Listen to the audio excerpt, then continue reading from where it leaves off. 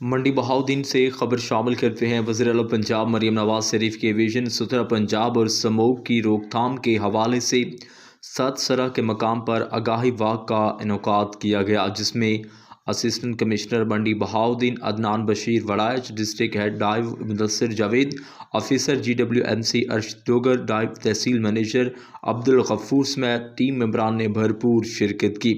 वाक में शुरका ने हाथों में बैनर्स उठा रखे थे जिन पर स्मोक से बचाव और माहौल दोस्त तर्ज जिंदगी अपनाने के हवाले से पैगाम दर्ज थे। इस मौके पर शहरियों में आगाही पम्फलेट्स भी तकसीम किए गए जिन पर मास्क के इस्तेमाल, गैर ज़रूरी आग जलाने से परहेज़ और शजरकारी की अहमियत के हवाले से तहरीर दर्ज थी। वाक शहर के मुख्तलिफ रास्तों से होती हुई मेन रोड पर अख्ताम पजीर हुई, जहाँ टीमों ने दुकानदारों को भी स्मोक से बचाव के हवाले से आगाह किया।